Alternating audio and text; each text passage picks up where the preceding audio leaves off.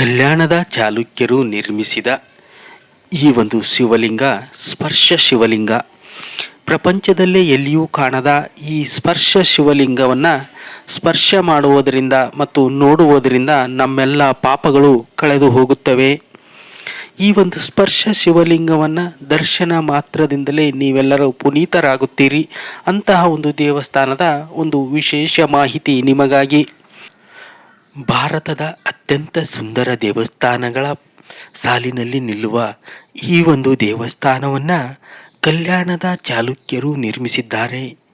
11ನೇ ಶತಮಾನದಲ್ಲಿ ಕಲ್ಯಾಣದ ಚಾಲುಕ್ಯರು ಈ ಒಂದು ಭವ್ಯವಾದ ದೇವಸ್ಥಾನವನ್ನು ನಿರ್ಮಿಸಿದ್ದಾರೆ. ಈ ಒಂದು ದೇವಸ್ಥಾನವು ಸುಂದರವಾಗಿರ್ತಕ್ಕಂತಹ ಶಿಲ್ಪಕಲೆಗೆ ಹೆಸರಾಗಿದೆ.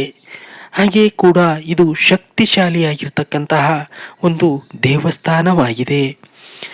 ಇಲ್ಲಿ ನೀವು ಭವ್ಯವಾಗಿರ್ತಕ್ಕಂತಹ ಶಿವಲಿಂಗವನ್ನು ನೀವು ಕಾಣಬಹುದು. ಈ ಒಂದು ಶಿವಲಿಂಗದ ಶಕ್ತಿಯು ಅಪಾರವಾಗಿದ್ದು ಅದು ಬಹಳ ಹಿಂದಿನ ಕಾಲದಿಂದಲೂ ಇಂದಿನವರೆಗೂ ಕೂಡ ಅದೇ ರೀತಿಯಾಗಿ ಇಲ್ಲಿನ ಶಕ್ತಿ ಮುಂದುವರಿದಿದೆ.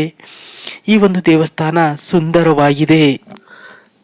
ಸುಂದರವಾಗಿರ್ತಕ್ಕಂತಹ ದೇವಸ್ಥಾನಗಳ ಅಗ್ರಗಣ್ಯ ಸ್ಥಾನದಲ್ಲಿ ನಿಲ್ಲುವ ಈ ಒಂದು ದೇವಸ್ಥಾನದಲ್ಲಿ ಎತ್ತರದ ಪ್ರತಿಮೆಗಳನ್ನು ನಾವಿಲ್ಲಿ ಕಾಣಬಹುದಾಗಿದೆ. ಈ ದೇವಸ್ಥಾನದ ಪ್ರಾಂಗಣದಲ್ಲಿ ಎತ್ತರವಾಗಿರ್ತಕ್ಕಂತಹ ಹಲವಾರು ಪ್ರತಿಮೆಗಳಿವೆ. ಇಲ್ಲಿ 5 ಅಡಿ ಎತ್ತರದ ಆದಿಶಕ್ತಿ, ಗಣಪತಿ, ಸೂರ್ಯನಾರಾಯಣ ಹಾಗೂ ದಶಾವತಾರ ವಿಷ್ಣುವಿನ ಪ್ರತಿಮೆಗಳನ್ನು ಕಾಣಬಹುದಾಗಿದೆ. ಇಲ್ಲಿರುವ ಗಣೇಶ ವಿಶೇಷ ಭಂಗಿಯಲ್ಲಿ ಕುಳಿತಿರುವುದನ್ನು ನೀವು ಕಾಣಬಹುದಾಗಿದೆ. ಈ ಒಂದು ದೇವಸ್ಥಾನದಲ್ಲಿ ಅತ್ಯಂತ ಸುಂದರವಾಗಿರ್ತಕ್ಕಂತಹ ಕೆತ್ತನೆಯನ್ನ ಮಾಡಲಾಗಿದೆ. ಕಲ್ಯಾಣದ ಚಾಲುಕ್ಯರ ದೇವಸ್ಥಾನಗಳೆಂದರೆ ಹಾಗೆ ಅವು ಅತ್ಯಂತ ಸುಂದರವಾಗಿರ್ತಕ್ಕಂತಹ ಕೆತ್ತನೆಗಳನ್ನು ಒಳಗೊಂಡಿರ್ತಕ್ಕಂತಹ ದೇವಸ್ಥಾನಗಳು ಇವಾಗಿದ್ದವು. ಅಂತಹ ಒಂದು ಸುಂದರ ದೇವಸ್ಥಾನವೇ ಈ ಒಂದು ಗಳಗನಾಥದ ಗಳಗೇಶ್ವರ ದೇವಸ್ಥಾನ. ಈ ಗಳಗೇಶ್ವರನ ಎದುರುಗಡೆ ವಿರಾಜಮಾನನಾಗಿ ಕುಳಿತಿರುವ ನಂದಿಯನ್ನು ಕೂಡ ನೀವಿಲ್ಲಿ ಕಾಣಬಹುದಾಗಿದೆ. ಈ ಒಂದು ದೇವಸ್ಥಾನದ ಒಳಗಡೆ ಸುಂದರ ಕೆತ್ತನೆಗಳಂತೂ ಅದ್ಭುತವಾಗಿವೆ. ಈ ಒಂದು ದೇವಸ್ಥಾನ ನಿಮ್ಮನ್ನ ಅತ್ಯಂತ ಶಾಂತರನ್ನಾಗಿಸುವ ಒಂದು ವಾತಾವರಣವು ಈ ಒಂದು ದೇವಸ್ಥಾನದಲ್ಲಿದೆ. ಈ ದೇವಸ್ಥಾನದ ಒಳಗಡೆ ಅನೇಕ ಮೂರ್ತಿಗಳನ್ನ ನಾವು ನೋಡಬಹುದು. ಇಲ್ಲಿರುವ ಮೂರ್ತಿಗಳು ಕೂಡ ವಿಶೇಷವಾಗಿದ್ದು ಅವುಗಳು ಕೂಡ ಅತ್ಯಂತ ಸುಂದರವಾಗಿರ್ತಕ್ಕಂತಹ ಮೂರ್ತಿಗಳನ್ನ ಈ ದೇವಸ್ಥಾನದಲ್ಲಿ ಕಾಣಬಹುದಾಗಿದೆ.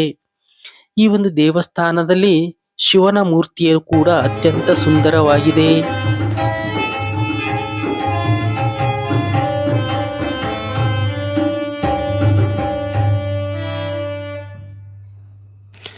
ಈ ಒಂದು ದೇವಸ್ಥಾನದ ನಿರ್ವಹಣೆಯನ್ನ ಕಲ್ಯಾಣದ ಚಾಲುಕ್ಯರ ಮಾಂಡಲಿಕರು ನೋಡಿಕೊಳ್ಳುತ್ತಿದ್ದರು.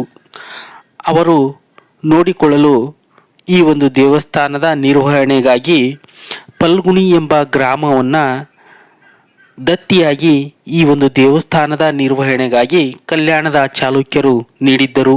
ಅಂತಹ ಒಂದು ಪವಿತ್ರ ಸ್ಥಳವೇ ಗಳಗನಾಥದ ಗಳಗೇಶ್ವರ ದೇವಾಲಯ. ಈ ಒಂದು ದೇವಾಲಯವೇ ಇಂದು ಅತ್ಯಂತ ಪ್ರಸಿದ್ಧಿಯಾಗಿರ್ತಕ್ಕಂಥದ್ದು. ಅಂತಹ ಒಂದು ಪವಿತ್ರವಾಗಿರ್ತಕ್ಕಂತಹ ಈ ಒಂದು ದೇವಸ್ಥಾನಕ್ಕೆ ನೀವು ಒಂದು ಸಾರಿ ಭೇಟಿ ಕೊಡಿ.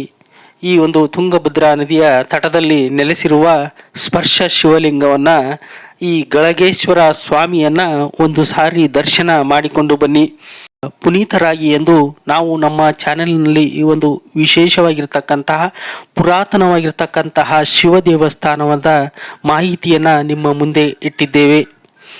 ನಮ್ಮ ಚಾನಲನ್ನು ಸಬ್ಸ್ಕ್ರೈಬ್ ಮಾಡಿ, ಹಾಗೆ ನಮ್ಮ ಒಂದು ಈ ವಿಡಿಯೋವನ್ನು ಶೇರ್ ಮಾಡಿ.